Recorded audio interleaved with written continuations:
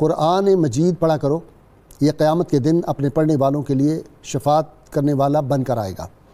ام المومنین سیدہ عائشہ صدیقہ طیبہ طاہرہ رضی اللہ عنہا بیان فرماتی ہیں کہ حضور نبی کریم صلی اللہ علیہ وسلم نے ارشاد فرمایا، قرآن مجید کا ماہر معزز و محترم فرشتوں اور معظم و مکرم انبیاء علیہ السلام کے ساتھ ہوگا، اور وہ شخص جو قرآن پڑھتا ہو لیکن اس میں اٹکتا ہو اور قرآن مجید کا پڑھنا اس پر کند ذہنی یا موٹی زبان ہونے کی وجہ سے مشکل ہو تو اس کے لیے دگنا اجر ہے۔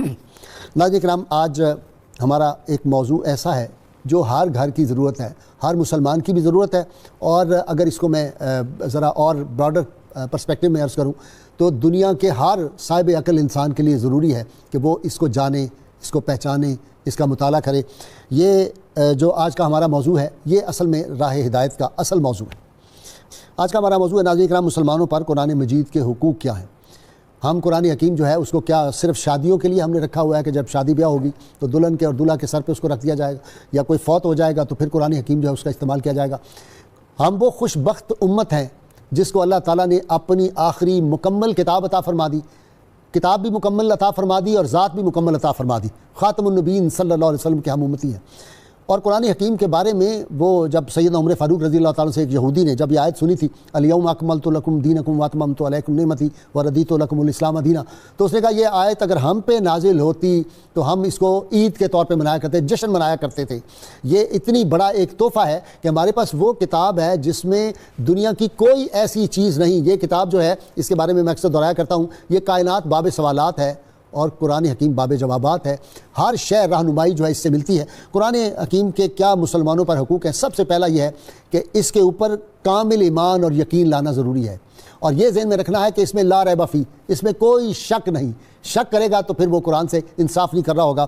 اس کی تلاوت اور ترتیل یہ بھی حق ہے، جب تلاوت قرآن حکیم کریں تو تلاوت صحیح طور پہ کرنی چاہیے، اعراب کے ساتھ کرنی چاہیے، کسی سے سمجھ کے کرنی چاہیے، اور ٹھہر ورتل القرآن ترتیلا، قرآن حکیم کو ٹھہر ٹھہر کر پڑھنا چاہیے۔ اسی طرح یہ قرآن حکیم کے بارے میں اللہ کے محبوب صلی اللہ علیہ وسلم نے ارشاد فرمایا، خیرکم من تعلم القرآن وعلمہ، تم میں سے بہترین لوگ وہ ہیں، best people among you are, جو قرآن حکیم پڑھتے ہیں اور لوگوں کو قرآن حکیم سکھاتے ہیں۔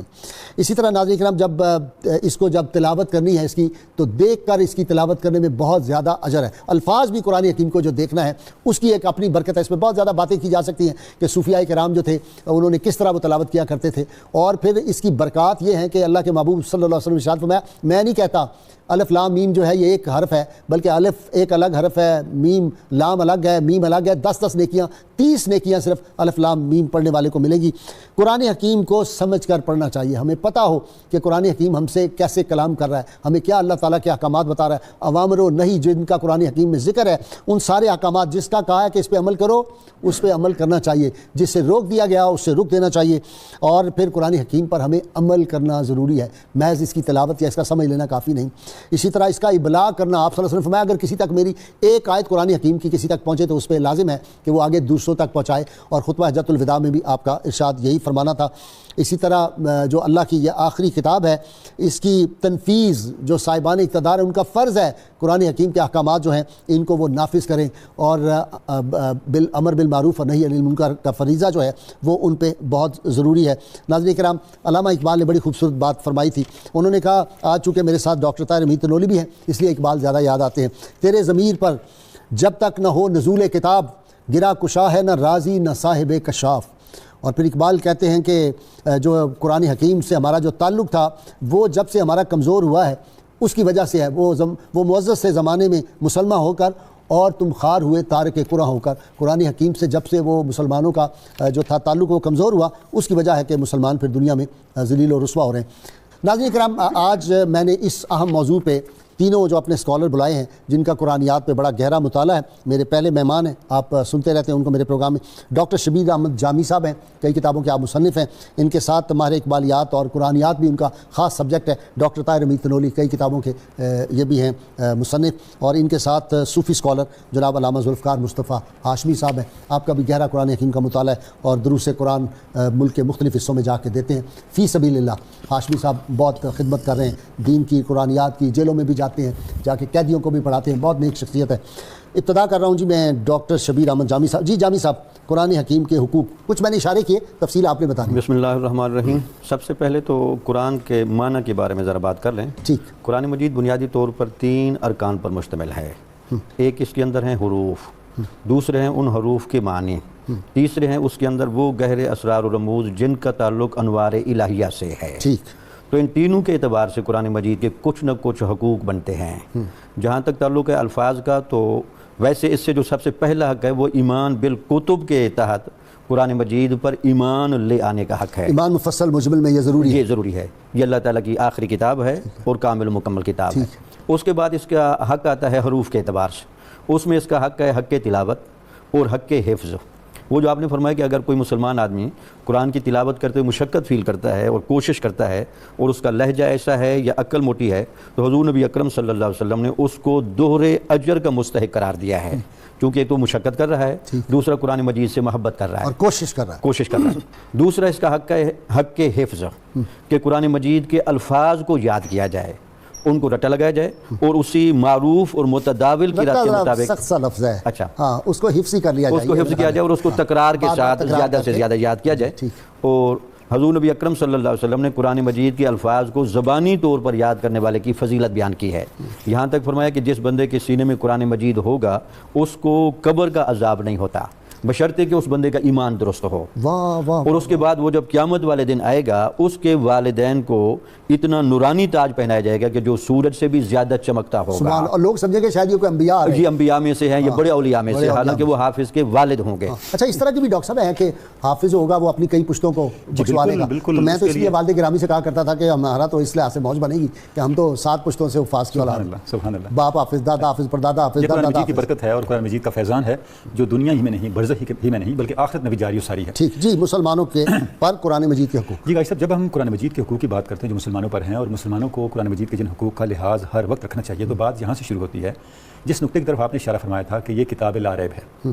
3 بڑی بنیادی باتیں ہیں جن کی طرف جیسے ہی آپ قرآن مجید کو کھولتے ہیں سورہ فاتحہ کے بعد, تو قرآن مجید خود آپ کو ان باتوں کا تعارف کرواتا ہے. پہلے تو پکڑتے وقت قرآن مجید کو چھوتے وقت ہی پہلے ابتدا یہاں سے. جی بھائی صاحب, وہ چیزیں بھی آتی ہیں, لیکن میں یہ سمجھتا ہوں کہ جہاں سے بات شروع ہوتی ہے وہ کیا ہے, تعارف یہاں سے ہوتا ہے کہ یہ کتاب لا ریب ہے, یہ غیب کی کتاب ہے اور یہ اللہ کی طرف سے آنے والی آخری کتاب ہے. اب یہ تینوں چیزیں غازی صاحب قبلہ اگر آپ تھوڑا سا غور کریں تو یہ تینوں چیزیں ہی غیب ہیں.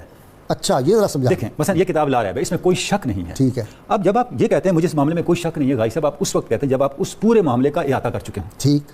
دیکھیں ہم تینوں آپ کے سامنے مہمان کے طور پہ بیٹھے ہیں, جس کے ساتھ آپ کی جتنی انٹریکشن ہے اتنا ہی اس کے بارے میں ایک یقینی اسٹیٹمنٹ دیں گے. جتنا زیادہ تعارف ہے, تعارف آپ ابھی اس کتاب کا ہوا نہیں ہے. کہتا ہوں کہ ڈاکٹر کی عادت شرارتوں کی ہے, ڈاکٹر تنوری. صاحب آپ کو اس کا حق حاصل ہے. بہرحال میں یہ کرنا چاہ رہا ہوں ابھی آپ کا اس کتاب سے تعارف ہی ہوا ہے, ابھی آپ نے اس کتاب کا کوئی ڈیٹیل حاصل نہیں کی اور آپ سے یہ تقاضا کیا جا رہا ہے کہ آپ مانیں گے یہ لا ریب ہے. اس کا مطلب یہ ہے کہ یہ معاملہ غیب سے متعلق ہے. سبحان اللہ. دوسری بات, یؤمنون بالغیب, اس کے اندر جو کچھ بیان ہوا ہے اور جو کچھ کائنات کے اندر رب ذوالجلال کی قدرتیں ہیں, جو تمہاری سمجھ میں ہے نہیں سمجھ میں ہے, اچھا جو بھی وعدے ہیں, ایمان لانا ہے, وعدے ہیں جنت آخرت, جو وہ بھی غیب ہو گیا. واہ. اگلی بات, یہ اللہ سے کی طرف سے آنے والی آخری کتاب ہے, یؤمنون بما انزل الیک وما انزل من قبلک. اس کے بعد کسی کتاب نہیں آنا. یہ معاملہ بھی ایک لحاظ سے غیب کا ہو گیا. ان پہ بھی ہم ایمان لائے جو پہلی کتابوں کا نہ ہم نے دیکھا تھا, نہ ہمیں پتا تھا, اور نہ آج اس حالت میں ہے. اگلی بات ہے کہ آئندہ کسی نے نہیں آنا, یہ بھی تو غیب کا معاملہ ہے. ہاں. اب یہ تینوں غیب ہیں. مجھے یہ بتائیں. اچھا, اسی لیے اگر کوئی کہے کہ جی یہ قرآن مجھ پہ نازل ہو رہا ہے, مجھے وہی آتی ہے, تو کہتے ہیں یا پاگل ہے یا یہ کذاب ہے. غازی صاحب یہ کیوں کہتے ہیں؟ اب ہم اس نقطے کی طرف آ رہے ہیں. غازی صاحب مجھے یہ ارشاد فرمائیں کہ سارے معاملے آپ کے سامنے غیب کے رکھ دیے گئے ہیں اور ان کے بارے میں ایک بھی شہادت نہ ہو, اب اس غیب کو مانیں گے کیسے؟ کوئی تو شہادت ہونی چاہیے نا. ٹھیک ہے. وہ شہادت کیا ہے؟ وہ شہادت ہے محمد رسول اللہ. اللہ, ہائے ہائے ہائے. پہلا حق اس کتاب میں یہ ہے. آپ اس بات کو کبھی نہ مسلمان بھولیں کہ حضور اکرم صلی اللہ علیہ وسلم اللہ کی اس کائنات کے اندر آخری حجت ہیں. واہ واہ واہ واہ واہ. آخری نبی ہیں, وہ یہ کتاب لے کے آئے ہیں. یہ صادق اعظم, صادق اعظم, جیسے ہی آپ امین اعظم, جیسے ہی آپ اس کتاب کو پڑھتے ہوئے آپ سسٹم سے الگ کر کے دیکھیں گے یا اس نقطے کو فراموش کر دیں گے, اس کتاب کا فیضان آپ تک منتقل نہیں ہوگا, سمجھ بھی نہیں آئے گی. قرآن اور صاحب قرآن لازم و ملزوم ہے. یہ پہلی بات ہے. واہ واہ واہ, بہت اعلیٰ. جب آپ نے یہ بات غازی صاحب اپنے من میں بسا لی, پھر اگلی باتیں شروع ہوتی ہیں کہ یہ کتاب آپ سے تقاضا کیا کرتی ہے. یعنی چھونے سے لے کے سمجھنے, عمل کرنے, اس کو اپنی زندگی میں نفوذ دینے اور پورے معاشرے میں نفاذ پذیر کرنے کے سارے معاملات غازی صاحب قبلہ پھر اس کی ڈیٹیلز ہیں. جی علامہ صاحب, اس کو چھونا ہے پہلے؟ جی بسم اللہ الرحمن الرحیم. چھونے کے حوالے سے تو قبلہ غیر صاحب اس میں قرآن حکیم فرقان مجید میں ہی آیت مقدسہ ہے لا یمسہ الا المطہرون، اس کو اس وقت تک نہ چھو جب تک کہ تم پاک نہ ہو جاؤ. اور صوفیاء نے شادیوں میں میک اپ کر کے گئے ہوتے ہیں تو اس میں کون شادیوں میں وضو کرتا پھرے؟ کیا مشکل بات ہے؟ اس حوالے سے تو ہم بہت زیادہ بے ادبی کے مرتکب ہو رہے ہیں. یہاں تک جو ہے فقہاء نے نقطہ لکھا ہے کہ اگر 100 اونٹ ہوں اور ان کی نکیل آپس میں جوڑی گئی ہوں اور آخری اونٹ پر اگر قرآن پاک رکھا ہوا ہو تو پھر بھی تم پہلے اونٹ کی بغیر وضو کے مہار بھی نہیں پکڑ سکتے. اللہ، اتنی زیادہ احتیاط کا حکم فرمایا گیا ہے. اور آیات قرآنی اگر کہہ لیجیے کہ تراجم کے ساتھ بھی لکھی ہوئی ہوں تو پھر بھی اس کو بغیر وضو کے چھونا جو ہے اس کی ممانعت ہے فقہ میں. مطلب اسلامیات جیسے اسکولز میں پڑھائی جاتی ہے، کالجز میں پڑھائی جاتی ہے، تو وہ اسلامیات جہاں پر قرآن حکیم فرقان مجید کی آیات بینات کا تذکرہ ہوگا، بغیر وضو کے ان کو چھونا اور مطلب کہہ لیجیے کہ اس کا تو ہم نے حل نکال لیا ہے، قرآن یاد نکال دیا ہم نے، سبجیکٹ ہی قرآن کا ختم کر دیا. جی قرآن سے تو ہمارا رشتہ بحیثیت امت کے، جیسے آپ نے انٹرو میں بھی کہا کہ بہت کمزور ہوتا چلا جا رہا ہے. حالانکہ یہ ایسی سعادت مندی والی چیز ہے کہ مجھے یہاں پر ایک حدیث مبارکہ یاد آ رہی ہے کہ جب سورہ طٰہٰ کے حوالے سے ہے کہ اللہ تبارک و تعالیٰ نے قرآن حکیم فرقان مجید نازل کرنے سے 1000 برس پہلے اس سورہ مبارکہ کو فرشتوں کے سامنے تلاوت کیا تو فرشتوں نے کہا کہ رش کیا ان لوگوں پہ، وہ سعادت مند ہیں وہ لوگ کہ جس امت پر یہ قرآن حکیم فرقان مجید یہ سورہ مبارکہ نازل ہوگی. تو اللہ تبارک و تعالیٰ نے فرمایا کہ وہ بھی سعادت مند ہیں سینے جس میں یہ جو ہے وہ رکھی جائے گی، اور وہ زبانیں سعادت مند ہیں کہ جو اس کی تلاوت کریں گی. تو یہ سعادت مندیاں قرآن کو سینے میں بسانے کی، زبانوں سے تلاوت کرنے کی، ان سے تو آج ہمارے لیل و نہار جو ہے وہ محروم ہیں ہم.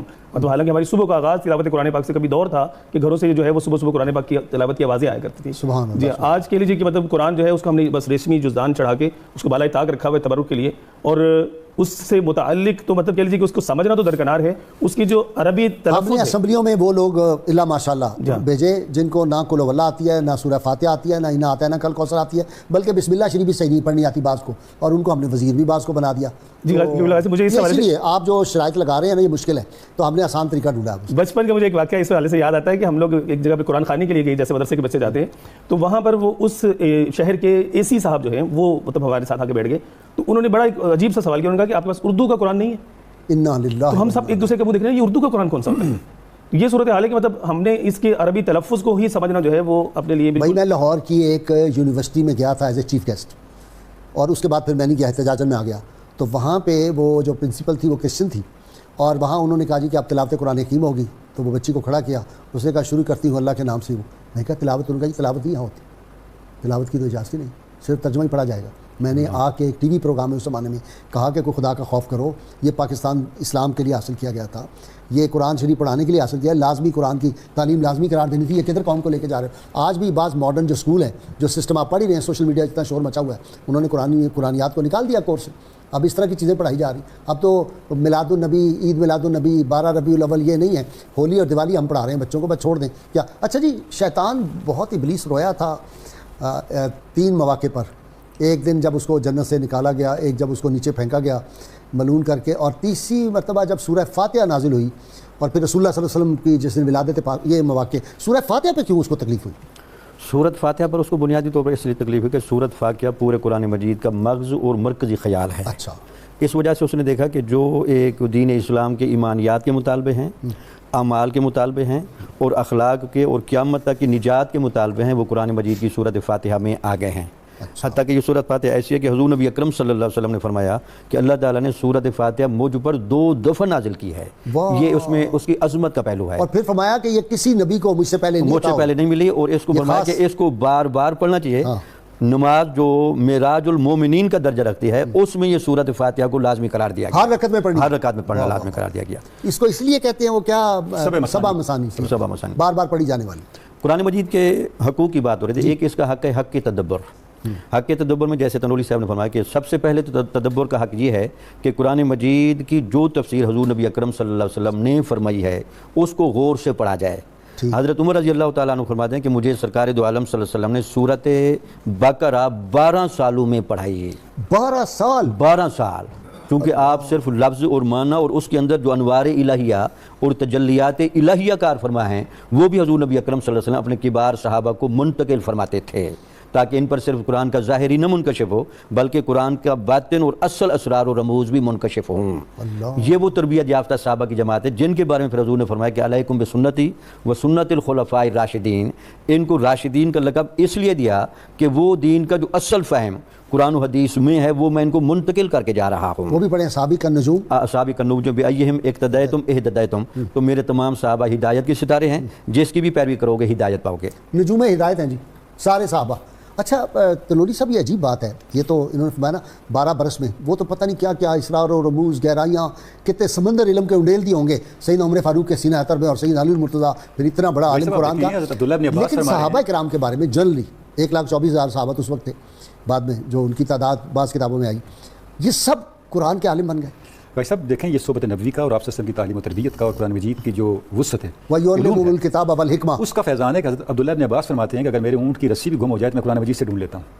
تو آپ نے فرمایا نا کہ معارف معانی اور قرآن مجید کی ہدایت، اور اس میں تو کوئی شک نہیں ہے کہ یہ کائنات کے تمام علوم کا سرچشمہ یہ کتاب ہے۔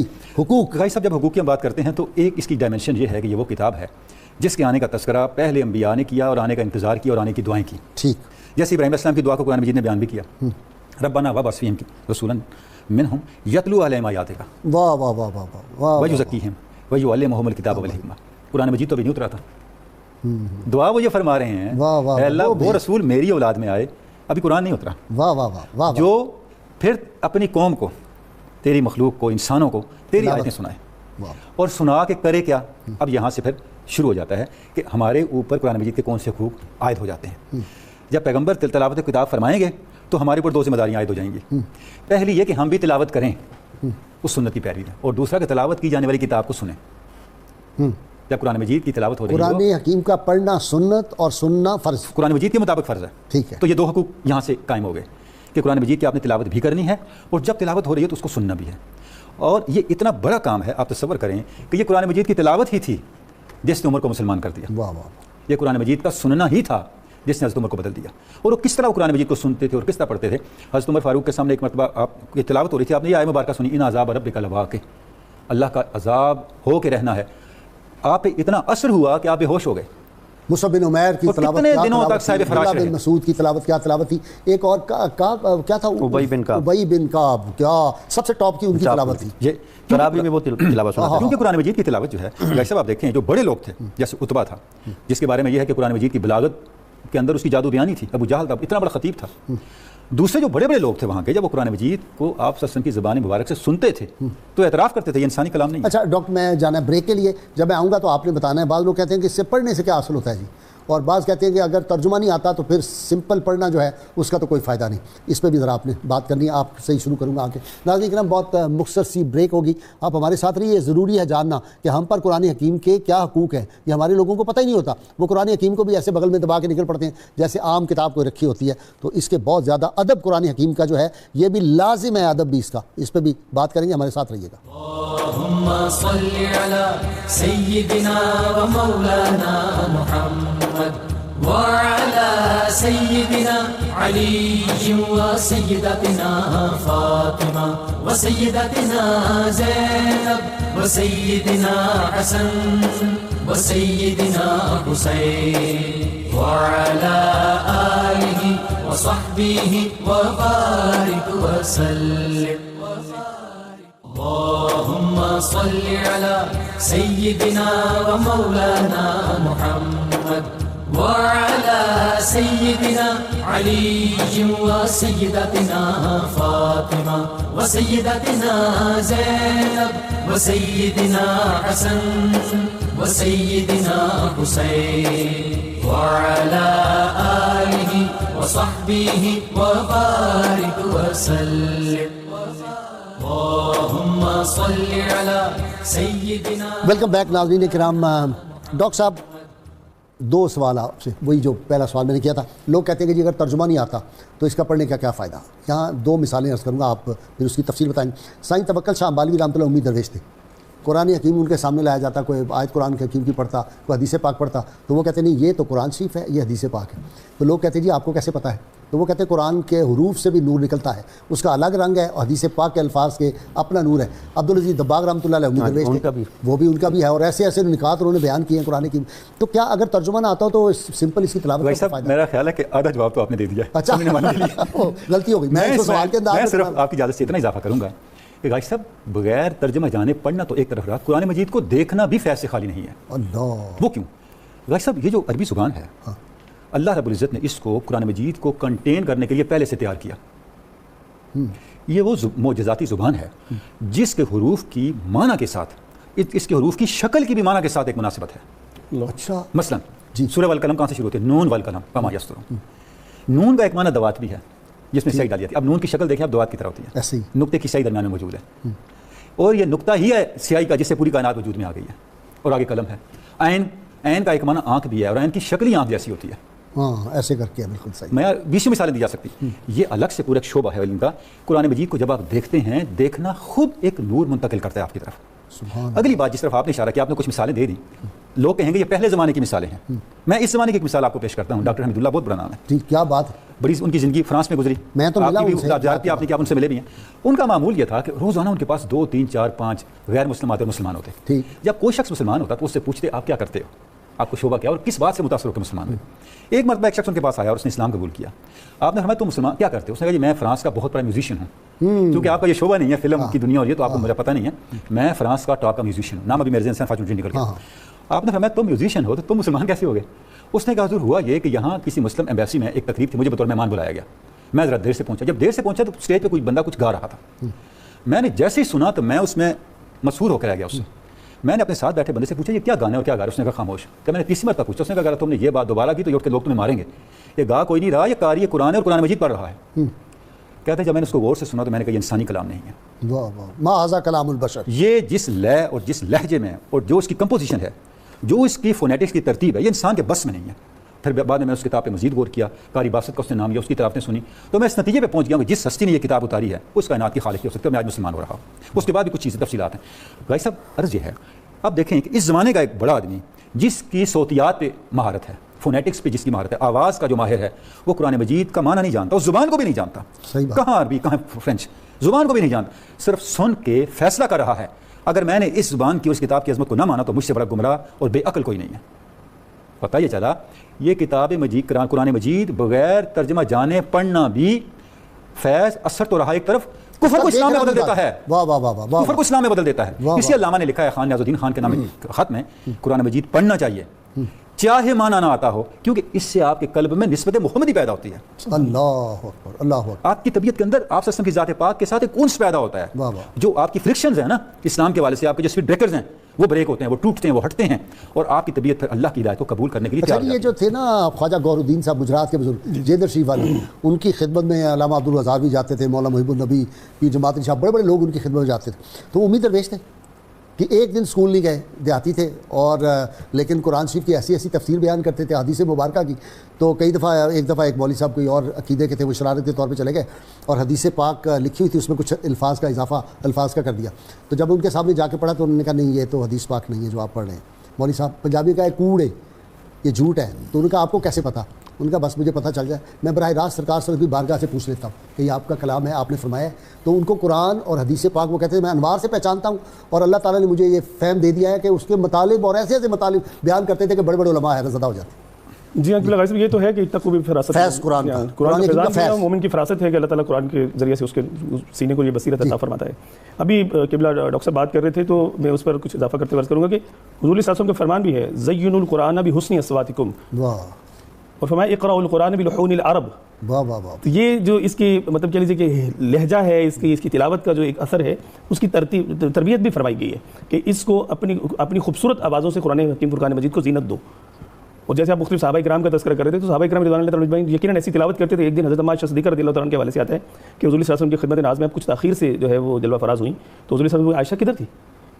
تو عرض کرنے لگی یا رسول اللہ صلی اللہ علیہ وسلم، میں وہ حضرت ابی بن کعب رضی اللہ عنہ کا یا کسی دوسرے اور صحابی رضی اللہ عنہ کا نام لے کے آپ نے عرض کیا کہ میں ان کی تلاوت قرآن حکیم فرقان مجید سننے میں مشغول تھی۔ واہ واہ واہ۔ تو اس طرح سے مطلب مصعب بن عمیر، جب مصعب بن عمیر رضی اللہ تعالیٰ عنہ تلاوت کرتے تھے تو لوگ آتے تھے ان کو نیزہ یا تیر دور سے پھینکنے کے لیے، وہ تیر ہاتھ سے گر جاتا تھا اور وہ مسلمان ہو جاتے تھے۔ جا ورتل القرآن ترتیلا کا جو حکم ہے یہ اگر پورا کیا جائے, قرآن کو واقعی ٹھہر ٹھہر کے پڑھا جائے, جیسے جو ہے حضرت عبداللہ بن مسعود رضی اللہ عنہ سے بھی حدیث پاک ملتی ہے کہ اس طرح سے نہ پڑھو کہ جیسے ریت بکھیری جاتی ہے, اس طرح سے نہ پڑھو کہ جس طرح سے کھجور کی گٹلی منہ سے جو ہے وہ پھینکی جاتی ہے, چبا کر حروف پڑھنا, یا مطلب بالکل اس طرح سے پڑھنا, بلکہ حضرت عمار صدیق رضی اللہ تعالیٰ عنہ سے بھی حدیث پاک میں ہی آتا ہے کہ حضور علیہ الصلوۃ والسلام قرآن حکیم فرقان مجید کو خوب ٹھہر کے پڑھتے, الحمدللہ رب العالمین پڑھتے تو رک جاتے, پھر الرحمن الرحیم پڑھتے تو رک جاتے, مالک یوم الدین پڑھتے تو رک جاتے. اس طرح سے اگر ٹھہر ٹھہر کے اس کو صحیح عربی لب و لہجے کے ساتھ پڑھا جائے تو یقیناً یہ قرآن حکیم فرقان مجید آج بھی ہمارے دلوں کی دنیا کو جو ہے وہ بدل سکتا ہے. ہمارے دلوں میں حضور صلی اللہ علیہ وسلم کا فرمان ہے کہ بے شک دلوں کو بھی زنگ لگ جاتا ہے, اور دلوں کا زنگ جو ہے وہ موت کو یاد کرنے اور کثرت تلاوت قرآن حکیم فرقان مجید کرنے سے دور ہوتا ہے. مجھے جی ابھی وہ آیا تھا اپنا ایم ایچ شاہین ایڈوکیٹ ہے, بڑا نوجوان لائق, اس نے مجھے بتایا اگلے دن کو کہ قرآن حکیم چھپا ہے لاہور سے, پتہ نہیں کس ادارے نے چھپا ہے, انہوں نے وہ جو ہوتا ہے وقف لازم وغیرہ یہ ساری چیزیں ختم کر دی انہوں نے. تو محکمہ اوقاف کدھر ہے؟ وہ جو قرآن بورڈ ہے جس کی تصدیق کے بغیر قرآن مجید چھپ نہیں سکتا, میں سمجھتا انہیں نوٹس دینا چاہیے. یہ مجھے کہہ رہا تھا, اس نے مجھے بتایا بلکہ ان کو بتانا چاہیے. اوقاف جگہ ٹیکس لگانے پہ ہے, اوقاف وہ جو ہے نالانی پاک چوری کروانے میں اوقاف کا ہاتھ ہے. میں سمجھتا ہوں یہ ہوتا ہی ہے, اور انہیں اس چیز کا نوٹس لینا چاہیے. یہاں تو یہ ہے کہ کسی مصنف کی کتاب میں کوئی گڑبڑ ہو تو کاپی رائٹ کے تحت کیس ہو جاتا ہے, ایکشن لیا جاتا ہے. یعنی کہ عام انسانی جو دنیا کا ایک مصنف ہے اس کی کتاب کی بھی رائٹس ہیں کہ آپ مصنف کی اجازت کے بغیر اس میں نہیں کر سکتے. جی بالکل. تو یہ تو ڈیوائن ریویلڈ بک ہے اور ہماری مقدس ترین کتاب ہے, تو اس کے متن کے اندر سیاسی یہ بورڈ جو ہوتا ہے یہ تو سیاسی لوگوں کو نوازنے کے لیے ان کو ایک رشوت اس کے ساتھ سرٹیفکیٹ لگایا جاتا ہے نا. آپ دیکھیں کوئی قرآن مجید دیکھیں, یہ قانون ہے, ضابطہ ہے کہ جب تک وہ اس کو سرٹیفائی نہیں کریں گے اس متن کو. آپ کو پتہ ہے باہر جو ایک خاص ختم نور کے منکرین نے قرآن حکیم چھپایا اس میں سے آیتیں نکال دی. ایسے ہی لیکن اتنا بھی کچھ کیا جا رہا ہے, یہ کبھی بھی یہ کوششیں چاند پہ تھوکنے کے معاذ اللہ غلط مثال, لیکن سمجھانے کے لیے مترادف ہے, اس لیے کہ اس کتاب کی حفاظت اللہ کے ذمہ ہے. جو اس کتاب کے ساتھ اس طرح کی کوشش کرے گا وہ اپنے آپ کو اللہ کی حفاظت کے ساتھ ٹکرانے کے کا مرتکب ہوگا. دو کاموں ناموس رسالت پہ اور قرآن حکیم کو, کیونکہ ان دونوں چیزوں پہ ناموس رسالت آپ نے فرمایا واللہ یعصمک من الناس, اللہ نے حفاظت اپنے ذمہ لے رکھی ہے, قرآن مجید کی حفاظت اللہ نے اپنے ذمہ لے رکھی ہے. تو جہاں اللہ خود محافظ ہو پھر آپ اللہ سے ٹکرا رہے ہیں. واہ واہ واہ. تو یہ ہمارا بھی امتحان ہے. تو یہ اپنے کسی ولی کی جو ہے اس کی نہیں برداشت کرتا کہ اس کی شان میں کچھ چاہے جائے کہ قرآن مجید اللہ کا اپنا وعدہ ہے, وجہ تخلیق کائنات اور اللہ کی آخری کتاب, ایک ایک حرف اس کا محفوظ اللہ نے کیا. جی وہ جو غازی سے بنیادی طور بات چل رہی تھی نا قرآن کے حقوق کے حوالے سے, ایک اس کا حق یہ ہے کہ بندہ قرآن مجید کو وہ سطح دے کہ قرآن مجید کے انوار و تجلیات اس کے دل پر نازل ہوں, جس کی جب آپ نے علامہ اقبال کے شعر کا بھی اشارہ ہوا کہ جب تک نہ ہو تیرے دل پر نزول کتاب, گرا کشا نہیں نہ صاحب راضی نہ کشاف. وہ یہی تھا کہ ایک مسلمان کو تقوی اور طہارت کی اس سطح پر آنا چاہیے کہ قرآن کے انوار اس پر نازل ہوں. یہاں ایک واقعہ سنو ابن عربی رحمۃ اللہ علیہ کا, ذالک الکتاب لا ریب فیہ ھدی للمتقین. اس آیت پر آپ نے علماء کو بٹھا کر پوچھا کہ ذالک الکتاب لا ریب فیہ کا کیا معنی ہے, تو سب نے کہا جی اس کا معنی یہ کہ قرآن کے منزل من اللہ ہونے میں کوئی شک نہیں. تو آپ نے فرمایا یہ بات تو کافروں کو بھی پتہ چل گئی تھی کہ جب قرآن نے چیلنج کیا اور حضور نبی اکرم صلی اللہ علیہ وسلم کے مقابلے میں کہا جی بنا کر لے آئیں, تو اس کا مطلب یہ کہ آپ بھی یہی کہتے ہیں کہ قرآن کے صرف منزل من اللہ ہونے میں شک نہیں. اس کا اصل معنی یہ کہ قرآن کی اصل گہرائی تک پہنچنے میں مومن بندے کو شک نہیں رہتا, وہ اس کی گہرائی تک چلا جاتا ہے اور اس کو قرآن اپنی حقیقت بتاتا ہے. تو انہوں نے کہا جناب ہم علمی محنت تو بڑی کرتے ہیں, علماء کی صحبت میں بھی بیٹھتے ہیں, لیکن قرآن کی حقیقت تو نہیں کھلتی.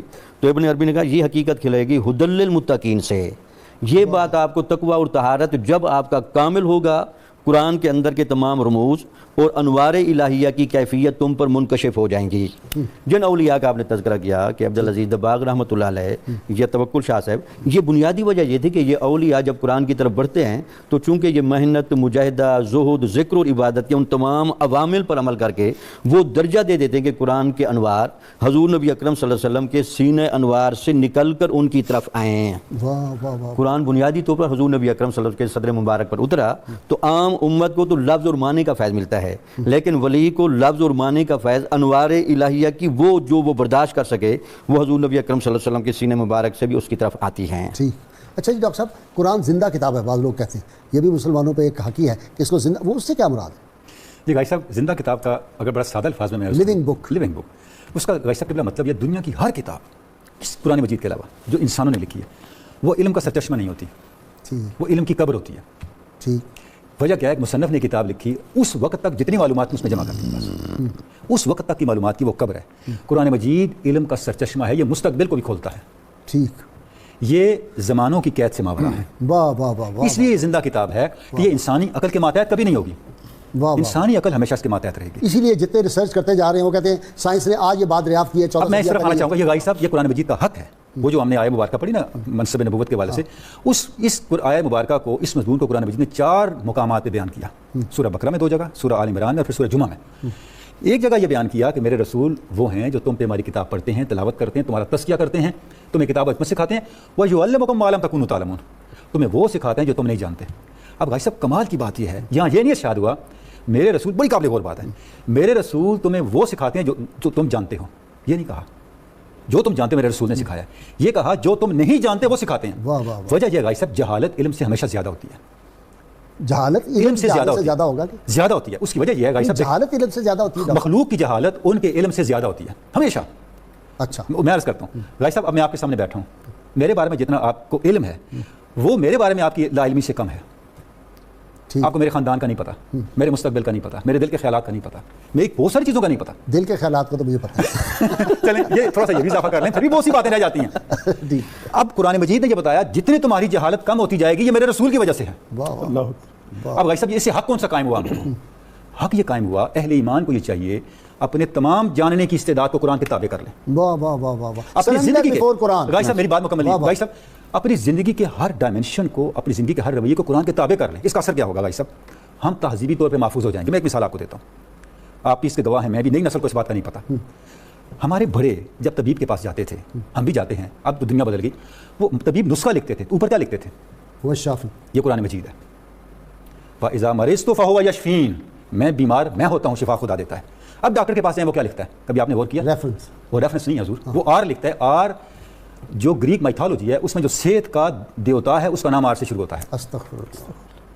وہ آر لکھ کے کراس کر کے، جو اس روایت میں یہ اسٹیبلش تھا کہ صحت ادھر سے آتی ہے، ہم کوشش کر رہے ہیں، اور اس کو راہ کہتے ہیں، راہ سورج دیوتا کو بھی کہتے ہیں، جس کے ساتھ صحت، تندرستی، یہ ساری چیزیں منسلک ہیں، اور راہ آر سے شروع ہوتا ہے۔ میں نے ایک مثال آپ کو دی، جب آپ اس آیہ مبارکہ کو سمجھ لیں گے، جتنی ہم تہذیبی ترقی کر رہے ہیں، جتنا ہم آگے بڑھ رہے ہیں، ایسا ہم اکثر کہتے ہیں نا کہ معراج سے پہلے تو لوہا نہیں اڑا، معراج سے پہلے انسان گریوٹی سے نہیں نکلا، معراج کے بعد انسان فرشتے شکل کی قید سے آزاد ہوئے۔ تاریخ اٹھا کے دیکھ لیں، ٹھیک ٹھیک۔ ہماری ساری ڈیولپمنٹ ہو رہی ہے، یہ ہونی چاہیے قرآن مجید کے شعور کے تحت۔ دنیا کی کوئی قوم آپ کو مستقر نہیں کر سکتی۔ بھائی صاحب یہی وجہ ہے، ساری دنیا جانتی ہے مسلمانوں کو معاشی طور پہ کمزور کرنے سے، سیاسی طور پہ ان کو ہم زیر نہیں کر سکتے۔ زیر تب کریں گے جب ان سے یہ روح نکالیں گے۔ وہ فاقہ کش کے موت سے ڈرتا نہیں، رسول اللہ سے، قرآن سے اور صاحب قرآن سے ان کو دور کریں گے۔ اس لیے علامہ نے خطبہ الہباد کا اینڈ کس بات پہ کیا؟ سورہ مائدہ کی آیہ مبارکہ پہ، مسلمانوں تمہارے لیے میرا صرف ایک پیغام ہے۔ بھائی صاحب کیا مایوسی کا زمانہ تھا، 1930 آپ اٹھا کے دیکھیں، صحیح تصور نہیں کیا جا سکتا، ایک بڑا لیڈر بھی ہندوستان میں نہیں تھا۔ علامہ کہتے ہیں علیکم انفسکم لا یضرکم من ضل اذا اهتدیتم، قرآن کا یہ میرا پیغام، اور یہ میرا پیغام ہے، مسلمانوں اپنے آپ کو قرآن کے مطابق کر لو، ساری دنیا اکٹھی ہو جائے، لا یضرکم، تمہیں کچھ نہیں کہہ سکتی۔ تھوڑا سا عمل کیا مسلمانوں نے، اپنا ملک بنا لیا۔ بھائی صاحب ہم نے قرآن مجید کے بھی ہم پیچھے پڑے ہوئے ہیں۔ بھائی صاحب ہم نے قرآن مجید کے مزاج کے تابع کرنا ہے، اپنے مزاج اور اپنی قوم اور اپنے شعور اور اپنے جتنا طرز حیات ہے اس کو۔ لیکن دیکھیں نا قرآن حکیم اب پرانی بات ہو گئی، اب ہم بچوں کو قرآن شریف آج کے دور میں پڑھائیں تو ترقی کیسے کریں گے؟ بھائی صاحب بات یہ ہے، پرانی بات کس کو کہتے ہیں؟ جس سے نکل کے آپ نئی بات لے آئیں۔ مجھے بتائیں قرآن مجید کی ایک آیت سے کوئی نئی بات تو لیں، قرآن مجید سارا چھوڑ دیں۔ سب سے لیٹسٹ بات قرآن مجید ہے، واہ واہ واہ، آخری ہے، اور یہ قیامت تک یہ لیٹسٹ ہے۔ This is the latest and final argument. Final کا مطلب یہ تازہ، وہ باسی کبھی نہیں ہوتا، واہ واہ واہ، زندہ ہے، اس لیے یہ زندہ ہے۔ بھئی آپ پرانی، ہم تو کب تک آپ کو کہتے ہیں پرانی باتیں پکڑو، قرآن تو خود کہتا ہے پرانی باتیں چھوڑ دو، مجھے پکڑو۔ ٹھیک ہے، اب یہاں ایسے مفکرین بھی پیدا ہو گئے جو کہتے ہیں قرآن مجید میں جو سمجھ آئے بائبل اور اس سے سمجھ لیا کرو۔ استغفر اللہ۔ آپ کے سامنے ہے، ایسی باتیں ہو رہی ہوتی ہیں سوسائٹی میں۔ بھائی صاحب قبلہ یہ ہیں پرانی باتیں، ہم تو آپ ہی کی بات پکڑ رہے ہیں، پرانی باتیں چھوڑو، جو اس کائنات کی سب سے شگفتہ، تازہ اور زندہ بات ہے اس کو پکڑو، اور زندہ رہنے والی شام قیامت تک یہی تمہاری رہنمائی کرے گی، یہی زندہ کتاب، اور پھر شام قیامت کے بعد یہ کام آئے گا، جنت میں بھی تو اسی کی تلاوت ہوگی، یہی تو ابدیت ہے قرآن مجید کی، یہی تو ابدیت ہے، میں بڑھتے جائیں گے۔ اتنی تازہ کتاب ہے، اتنی نئی کتاب ہے، اب اس سے زیادہ نئی چیز کیا ڈھونڈنی ہے آپ نے؟ لطف بڑا آتا ہے جب صبح کے ٹائم بندہ پڑھتا ہے قرآن، سبحان اللہ، بالکل طبیعت بحال ہو جاتی ہے، ساری تھکن دور ہو جاتی ہے۔ بالکل ایسی طبیعتوں میں بھی وہ رعنائیاں اور شگفتگیاں پیدا ہو جاتی ہیں جو قرآن پاک کی آیات کے اندر جو ہے وہ مضمر ہیں۔ قبلہ بھائی صاحب چونکہ حقوق کے قرآن کے حوالے سے بات ہو رہی ہے تو ایک بڑی اہم بات میں آج کے پروگرام کی وساطت سے کرنا چاہوں گا۔ قرآن حکیم فرقان مجید کے جو مقدس اوراق جو ہے وہ کچھ پارینہ ہو جاتے ہیں، شہید ہو جاتے ہیں، اس حوالے سے جو ہے وہ آج ہم بہت زیادہ تساہل کا اور بے ادبی کے نہیں، ہم نے تو 92 پہ آپ کو پتہ ہے نا، ہم یہاں بھی اکٹھا کرتے ہیں اور ان سب کا ہم نے بہت اچھا ڈسپوز، جی 92 کو اللہ سلامتی دے، پاکستان میں قائم کیا، جی بالکل ایک نیٹ ورک جو ہے وہ بن رہا ہے اور کافی اس کے فوائد اور ثمرات بھی دیکھنے میں آ رہے ہیں۔ میں تفسیر ساوی کے حوالے سے ایک جزیہ نقل کرنا چاہوں گا کہ فرمایا گیا کہ اگر کوئی بندہ قرآن حکیم فرقان مجید کی کسی آیت مقدسہ یا اللہ تبارک و تعالیٰ کسی نام مبارک کو زمین پر پڑا ہوا دیکھے اور چھوڑ دے، اس کو نہ اٹھائے، تو فرمایا کہ اس نے کفر کیا، یہاں تک کبھی اور سیدنا علی المرتضیٰ شیر خدا رضی اللہ عنہ سے مروی حدیث پاک میں آتا ہے کہ جس نے کسی ورق پر بسم اللہ الرحمن الرحیم لکھی ہوئی دیکھی اور اس نے اس کو اٹھا لیا اور اٹھا کے اس کی مطلب کہ ادب کے مقام پر رکھا، اللہ تبارک و تعالیٰ اس کو روحوں کا جو سب سے اعلیٰ ترین مقام مقام علیین ہے وہاں پر قرار عطا فرمائے گا۔ اللہ اس کو بشر حافی بنا دیتا ہے، ہائے ہائے ہائے ہائے، بشر حافی علیہ رحمہ کا، بشر حافی علیہ رحمہ کا سردار بنا دیتا ہے۔ بالکل، بشر حافی علیہ رحمہ کا واقعہ تو عموماً جو ہے وہ ہمارے ناظرین نے سنا ہی ہوگا۔ حضور سیدنا مجدد الف ثانی رحمۃ اللہ تعالی کے حوالے سے میں واقعہ یہاں پہ کوٹ کرنا چاہوں گا۔ آپ فرماتے ہیں کہ ایک دن مطلب آپ بیت الخلاء میں گئے تو آپ نے دیکھا وہاں ایک مٹی کا بڑا پیالہ رکھا ہوا تھا جو کہ کچھ کنارے سے ٹوٹا ہوا تھا، جس کو وہاں وہ جو صفائی کرنے والا تھا اس نے پانی ڈالنے کے لیے رکھا تھا۔ اس میں دیکھا آپ نے کہ اللہ تبارک و تعالیٰ کا نام لکھا ہوا تھا۔ آپ نے اس کو فوراً اٹھایا، آپ کی آنکھوں سے آنسو آ گئے، آپ نے اٹھا کے اس کو صاف کر کے اس کو سفید رنگ کے کپڑے میں لپیٹ کے بالا پاک رکھا، اور جب تک آپ حیات رہے جب آپ نے پانی پینا ہوتا تو اس پیالے میں پیتے۔ آپ کو الہام ہوا کہ اے جو مجدد الف ثانی، ہم نے تمہیں اس کے ذریعے سے دنیا میں تمہارے نام کو دوام عطا فرما دیا، اور آپ فرماتے ہیں کہ مجھے وہ 100 سالہ ریاضتوں سے مقام نہ ملتا جو اللہ تعالیٰ نے مجھے اس پیالے کا ادب کرنے کی وجہ سے عطا فرما دیا۔ میں تو جی آپ آتے رہے میرے دفتر میں، سورہ یاسین وہ جس میں لکھی ہوئی پوری، میں یاد ہے نا آپ کو، وہ لوگ بڑے حیران ہوتے تھے کہ غازی صاحب اس زمانے میں اس میں پیالے میں یہ پانی پی رہے ہیں دفتر میں بیٹھ، میں اس میں پانی پیتا تھا۔ جس کی برکات، ان کی برکات جو ہے اس کا کوئی مقابلہ کر سکتا ہے؟ یہ تو لوگوں کو پتہ ہی نہیں۔ اچھا پتہ ان کو لگتا ہے جب کسی کو کینسر ہو جاتا ہے نا پھر بڑا اس طرف دوڑتے ہیں، بڑے بڑی میں نے گردنیں فرعونوں کی ٹوٹی، وہ اس وقت بھی کوئی ہے دم کرنے والا کوئی بندہ ڈھونڈ، اس وقت بھی بالکل اس وقت آتے ہیں کہ جب سارے راستے بند کر لیتے ہیں، کہتے ہیں جی بس وہ بڑا علاج کروایا جی، اسپیشلسٹ کے پاس بھی گئے، فلاں ہسپتال میں بھی گئے، اب سوچا ہے کہ چلو یہ بھی کر کے دیکھ لیتے ہیں۔ ہاں، حالانکہ یہ سب سے پہلے ہونا چاہیے تھا۔ وَنُنَزِّلُ مِنَ الْقُرْآنِ مَا هُوَ شِفَاءٌ لِلنَّاسِ کا مجدہ تو قرآن نے خود سنایا ہے کہ یہ قرآن تو ہے ہی شفا۔ سورہ فاتحہ کی آج بات ہو رہی تھی، سورہ فاتحہ کی تخصیص سے لوگوں کو فرمایا کہ یہ سورہ شفا ہے۔ مطلب ایک بڑا آسان سا جزیہ سوشل میڈیا میں مجھے پچھلے دنوں پڑھنے کو ملا کہ جب پانی تم گلاس لگاتے ہو ڈسپینسر کے نیچے، صرف اتنی دیر میں جتنی دفعہ سورہ فاتحہ پڑھی جاتی ہے وہ پڑھ لو اور اسی پانی پہ پھونک کے پی لو، اللہ تعالیٰ سارے امراض جو ہے وہ تم سے دور فرما۔ جی وہ تو اس پہ ریسرچ ہوئی تھی ہالینڈ میں کہ انہوں نے پانی رکھا، ایک پہ سورہ فاتحہ پڑھی ایک پہ نہیں پڑھی، تو اس کے سارے جو تھے انگریڈینٹس اور کیمیکل سارے اس کے چینج ہو گئے۔ سورہ فاتحہ کی برکت، تو قرآن حکیم کے تو ہر لفظ کی اپنی تاثیر ہے۔ یہ تو اس کا کوئی ڈاکٹر ہو اس قرآن حکیم کے الفاظ کی تاثیر کا بھی، تو وہ میں نے دیکھا میرے والد صاحب کے ایک دوست تھے اور شاگرد بھی تھے ان کے، بیرسٹر عبدالرؤوف نکلسن روڈ پہ رہتے تھے، ان کے پاس وقت کے بادشاہ بھی آتے تھے، وہ قرآن کے حروف کی تاثیر کو جانتے تھے۔ وہ کہتے تھے دنیا میں کوئی کام آپ بتائیں میں قرآن حکیم کا لفظ بتاتا ہوں، جا کے پڑھو اس کے نتائج ہو جائیں۔ تو مجھے بڑی اچھی طرح یاد ہے کہ والد صاحب لے گئے، ایک ان کا والد صاحب کا عزیز تھا، اس کی کوئی ٹرانسفر ہو گئی تھی، تو انہوں نے کہا جی یہ میاں جی نے ان سے ہنسی میں کہا کہ یہ ٹرانسفر رک سکتی ہے، انہوں نے کہا جی رک سکتی ہے۔ انہوں نے اسی وقت قرآن حکیم کے ایک آیت کہا کہ جس کی ٹرانسفر ہوئی اس کو کہا یہ پڑھے اتنی دفعہ، پڑھا تو شام تک آرڈر واپس ہو گیا۔ وہ کہتے تھے کہ یہ بھی ایک سبجیکٹ ہے، جیسے آپ کہتے ہیں قرآن حکیم کے الفاظ کے اندر جو تاثیر اور رنگ ہے اس کے اندر، کوئی شک نہیں، واہ واہ واہ، صبغۃ اللہ، یہ رنگ اس کے اندر وہی سمجھے گا نا جس کو یہ نظر حاصل ہے۔